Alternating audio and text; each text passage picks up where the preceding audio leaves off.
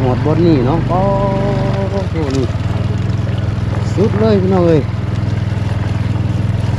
ทางหน้ากับรถใหญ่มากโอ้โหความเปื้อนพี่น้องเนาะตูบแต่ละตูบก็คือโอ้โถโปรดเพพังหมดแล้วพี่น้องนี่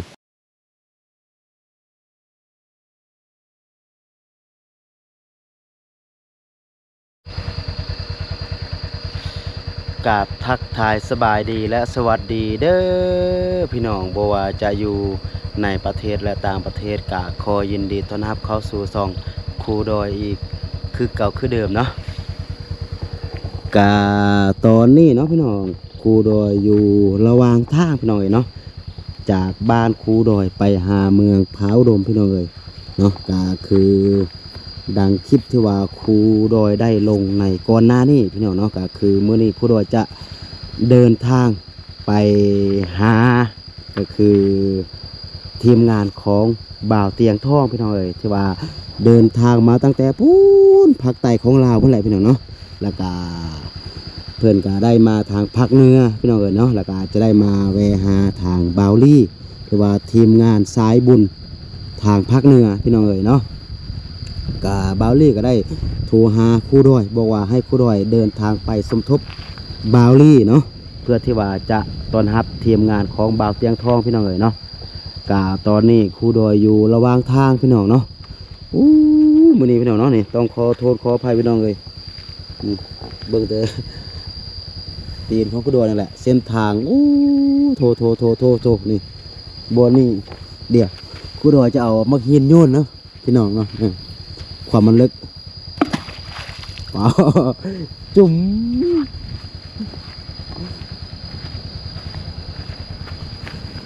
น่าพี่น้องเนาะโทษเดี๋ยวเราจะโยนเบิ้ง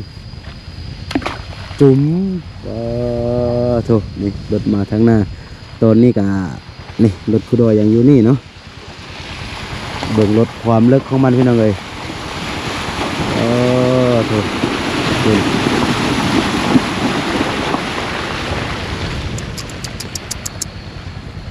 สุดยอดอาลีพี่น้องนี่เปื้อนทางเนาะพี่น้องเป็นแบบนี้ก็คือเกือบตลอดเส้นทางเลยทางนี้ก็จะเป็นแม่น้ำท่าพี่น้องนี่น้ำท่าโอ้โถความใหญ่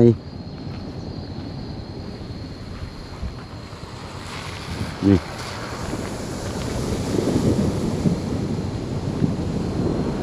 ก็น้ำตัวนี้พี่น้องเนาะเป็นน้ำที่ว่าท่วมแขวงหลวงน้ำท่าปีแล้วเนาะที่ว่าครูดอยบ่าวลีบ่าวจันแล้วก็บ่าวอ้วนเอาเครื่องคองไปบริจาคไปแจกยาให้กับผู้ประสบภัยน้ำท่วมช่วงปีแล้วพี่น้องนี่เดี๋ยวนี้ก็ใหญ่พี่น้องแต่ว่าถ้าเขาเป็น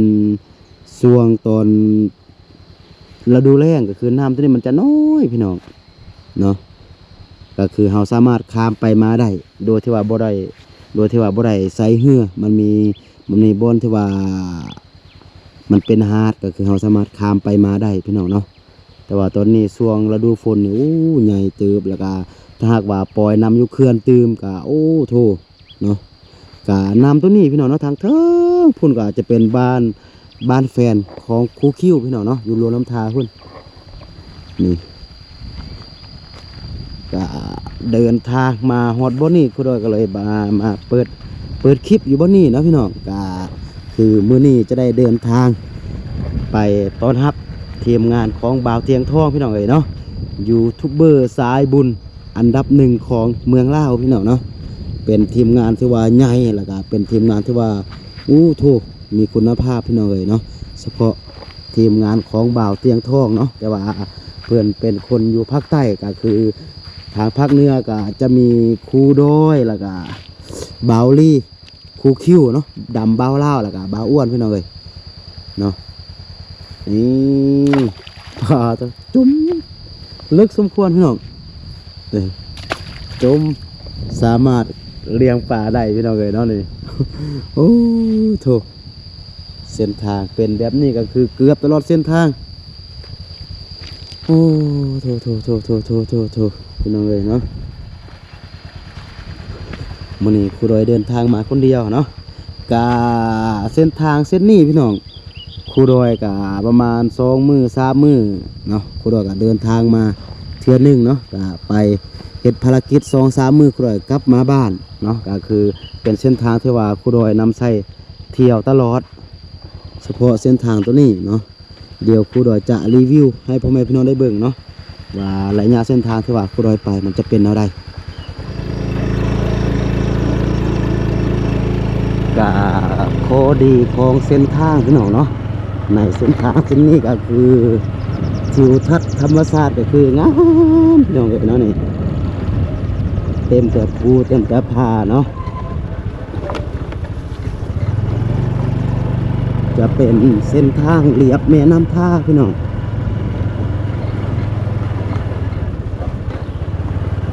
ถูก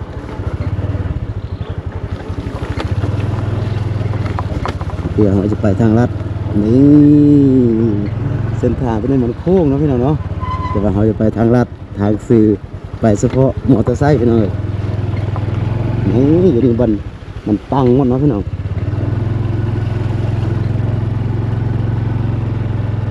นี่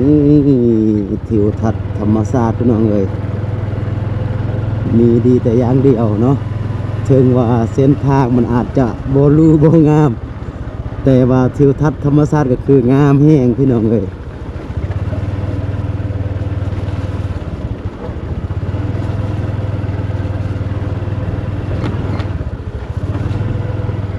ก็ถูก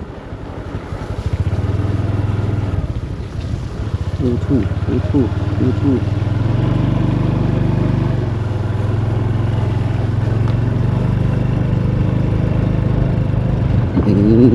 บางบอนก็จะประมาณนี้พี่น้องเนาะบอนนี้ถือว่าเป็นบอนที่ว่าดีสุดๆเลยพี่น้องเนาะทางลุ่มก็อาจจะเป็นแม่น้ำท่าเพราะว่าทางเส้นนี้เป็นทางที่ว่าเทียบตามแม่น้ำท่าพี่น้องเลยเนาะโอ้โหภูผาป่าไม้พี่น้องเลยสวยสดงดงาม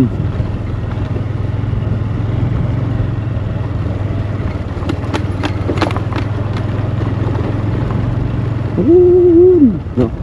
ข้างหน้าก็คือมันยังเขี้ยวพี่น้องเนาะ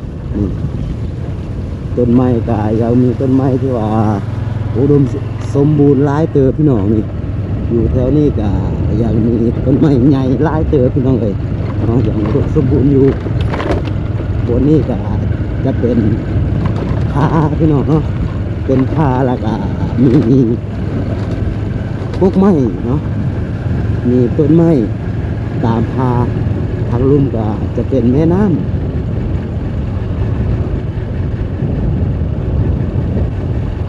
ทิวทัศน์ธรรมชาติเนาะนี่แม่น้ำพี่น้องเลยโอ้พี่น้องเลย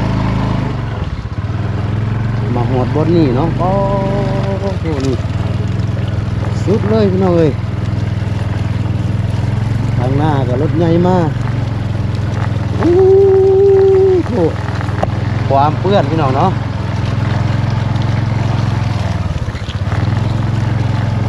โอ้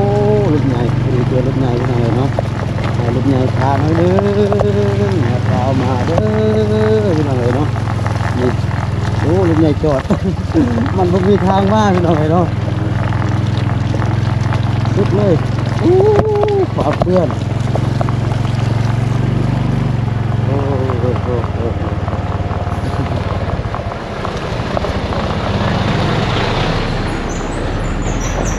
สุดเลยเนอะ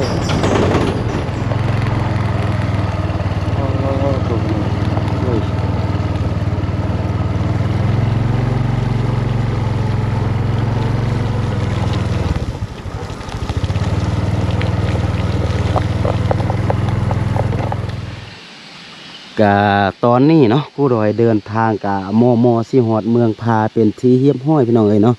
แต่ว่าครูดอยมาพักผ่อนบ่อนนี้น้อยหนึงพี่น้องบ่อนนี้กะเป็นสถานที่แหล่งท่องเที่ยวของเมืองพาอุดมพี่น้องเอ้ยเนาะกะเป็นสถานที่ ท่องเที่ยวที่ว่าดังที่สุดในเมืองพร้าวอุดมพี่น้องเนาะนี่ตามนี่ก็โอ้โทพี่น้องพานี่ก็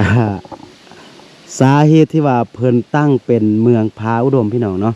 ก็เนื่องจากความหมายมาจากก็คือเมืองพร้าวอุดมเป็นเมืองที่ว่ามีภูมิผาแบบนี้หลา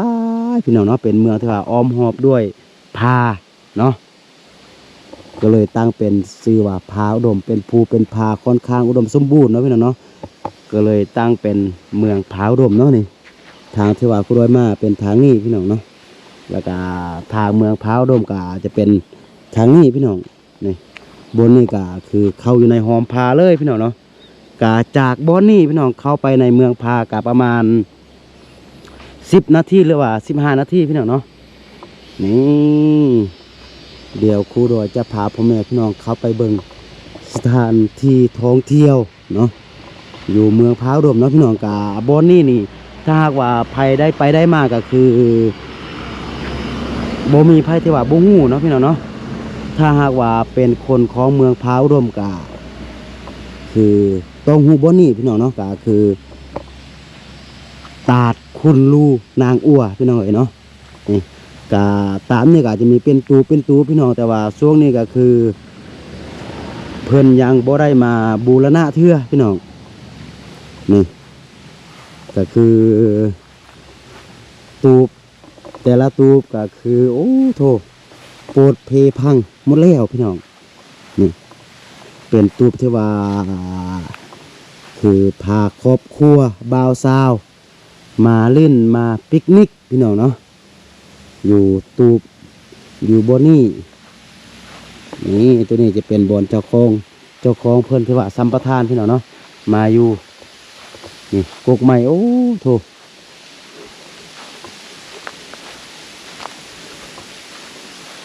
นี่ตูบกะค่อนข้างมีหลายเติบพี่น้องเลยโอ้โถนี่ตูบโอ้น้ำมันยังน้อยพี่น้องน้ำเนาะน้ำมันบริใหญ่เถื่อช่วงที่ว่าน้ำนี่ใหญ่ก็คือเป็นช่วงเดือน8 เดือน 9พี่น้องเนาะช่วงเดือน8 เดือน 9ก็คือน้ำนี่จะใหญ่พี่น้องนี่ตาดคนลูนางอัวนี่ถูกตกมาบนสูงคุณลงมาหอดที่เนาะน้ำกะเป็นน้ำที่ว่าเป็นน้ำหินปูนพี่น้องเลยแต่ว่าช่วงนี้นี่บ่ค่อยงามปานใดเพราะว่าน้ำมันน้อยถ้าหากว่าหอดเดือน8 เดือน 9เนาะก็คือน้ำมันจะใหญ่แล้วก็ช่วงก็คือเดือน4ช่วงเดือนเมษาพี่น้องช่วงเดือนเมษาเดือน3 เดือน 4 เดือน 5พี่น้องเนาะกะตูบตามนี่พี่น้องเนาะกะโบมีบนนั่งเลยพี่น้องแถวนี้หอดบุญสงกรานต์นี่ก็คือโบมีบนยางเลยพี่น้องเนาะคนมาเต็มก็คือหมดทั้งเมืองพี่น้องเนาะก็คือหมดทั้งอำเภอพาครอบครัวพาเด็กน้อยแบบมาพักผ่อนมาปิกนิกมาลิ้นน้ำพี่น้องเนาะเพราะว่าบนนี่มันเป็นบนนึงที่ว่าอากาศโอ้โถพี่น้องสุดเลยความที่ว่าอากาศมันดีนี่แล้วก็อ้อมหอบด้วยทิวทัศน์ธรรมศาสตร์เนาะนี่โถรถคู่ใจของคุณดอยพี่น้องเอ้ยโอ้โถบนนี้นี่เบิ่งคิดตุ้มเต็มเลยเนาะเบิ่งตีนของคุณดอยพี่น้องเอ้ยบนนี้ก็จะเป็นบอนจอดรถอ้อมหอบด้วยทิวทัศน์ธรรมศาสตร์พี่น้องเอ้ยเนาะแต่ว่าช่วงนี้เพิ่นยังบ่ได้มาบูรณะว่าตูบมันยังมันกับเพหมดถ้าหากว่าหอดประมาณเดือน 9 เดือน 10ก็คือเพิ่นจะมาบูรณะหมดพี่น้องเนาะมาแปลงตูบตัวนี้ก็มาบูรณะใหม่แต่ว่าช่วงเดือน3 เดือน 4 เดือน 5เนี่ยโอ้โถมามือได้ละแม่นคนเต็มพี่น้องเอ้ยเนาะโอ้โถ ก็โอเคนะพี่น้องสำหรับคลิปนี้ก็บ่มีหยังหลายเนาะก็คือพาพ่อแม่พี่น้องมาชมทิวทัศน์ธรรมชาติแหล่งท่องเที่ยวอยู่ที่เมืองพร้าวอุดมก็เป็นหนึ่งเดียวพี่น้องเป็นน้ำตุ๊กตาหนึ่งเดียวที่ว่าโด่งดังที่สุดอยู่ในเมืองพร้าวอุดมเนาะก็จากนี้จะได้เดินทางไปอยู่ที่เมืองพร้าวอุดมก็ใช้เวลาอยู่ประมาณ10นาทีพี่น้องเนาะก็มื้อนี้ก็บ่ฮู้ว่าทีมงานของบ่าวเตียงทองจะมาฮอดหรือบ่ ถ้าว่ามาฮอดก็น่าจะมาฮอดเป็นประมาณตอนแรกพี่น้องเนาะก็ถ้าบ่เป็นตอนแรกก็คือน่าจะเป็นตอนเช้ามื้ออื่นที่ว่าเราจะได้มาพบกับก็คือทีมงานของบ่าวเตียงทองยูทูบเบอร์สายบุญเนาะอันดับหนึ่งของเมืองลาวพี่น้องเอ้ยเนาะก็คอยรับชมไปน้ำกันคอยติดตามไปน้ำกันว่าคือครูดอยกับบ่าวลี่จะพาทีมงานของบ่าวเตียงทองไปยังเฮ็ดหยังเนาะไปก็คือ ช่วยเหลือสังคมแบบใดอยู่บ้านใดเนาะก็อย่าลืมเข้ามาติดตามให้กำลังใจกันคือเก่าคือเดิมเนาะพี่น้องเนาะสิ่งที่สำคัญก็อย่าลืมเบิ่งโฆษณาเพื่อที่ว่าจะเป็นกำลังใจให้กับครูดอยในการไปช่วยเหลือสังคมแบบนี้ต่อๆไปพี่น้องเอ๋ยเนาะโอเคสำหรับคลิปนี้ก็จะประมาณนี้ก่อนเนาะแล้วก็ค่อยพบกันในคลิปต่อไปเนาะส่วนว่าจะเป็นคลิปใดอยู่ไซก็อย่าลืมเข้ามาให้กำลังใจกันคือเก่าคือเดิมเนาะสำหรับคลิปนี้ครูดอยต้อง ขอตัวลาไปก่อนสบายดี